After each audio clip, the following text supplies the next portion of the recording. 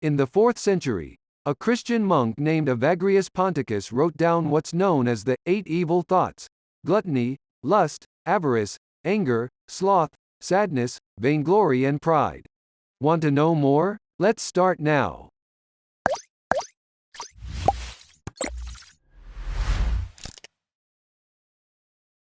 Welcome everyone to my YouTube channel.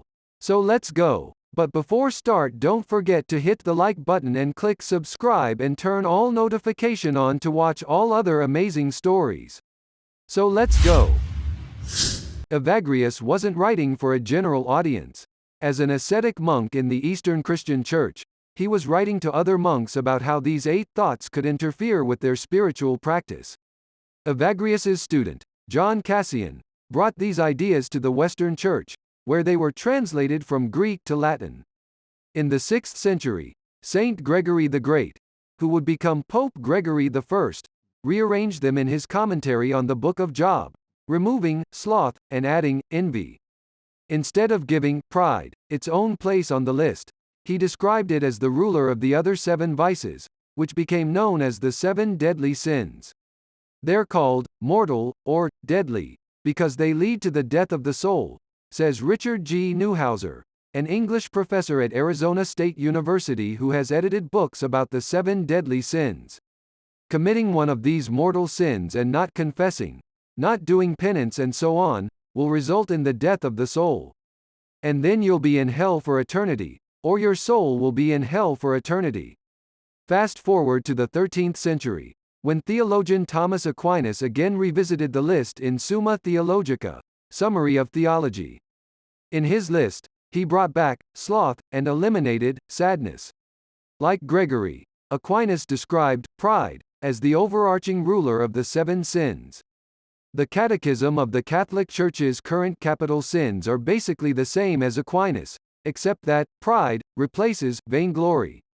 The 7 deadly sins were a popular motif in medieval art and literature, and this likely helped them persist as a concept through the centuries, eventually entering film and television.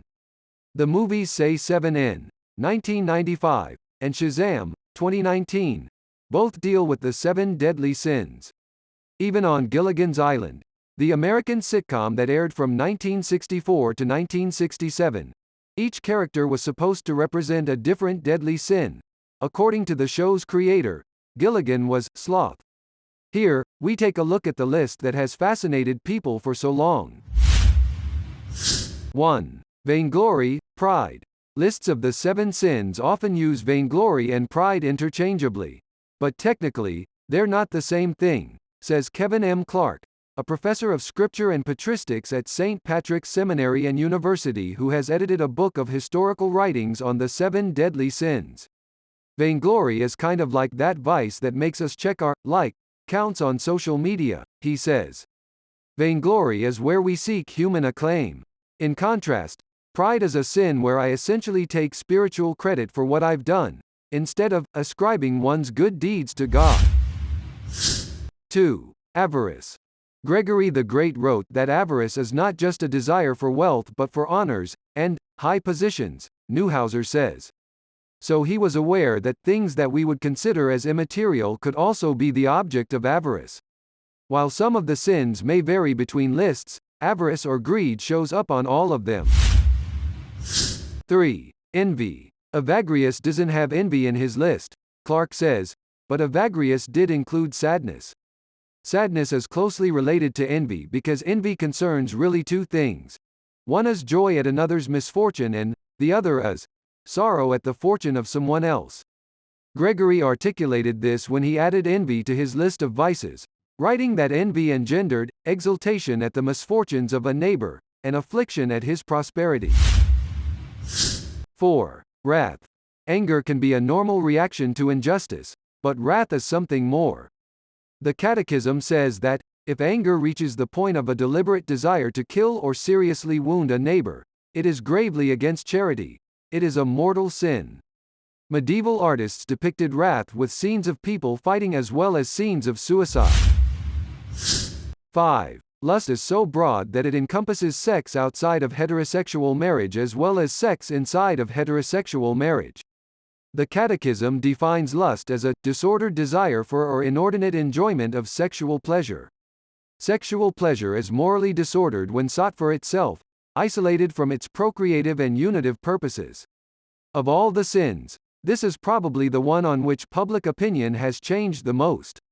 Although the Catholic Church officially opposes birth control and same-sex marriage, polls by Gallup and the Pew Research Center show that the majority of Catholics in the United States believe the Church should permit birth control and that same-sex marriage should remain legal.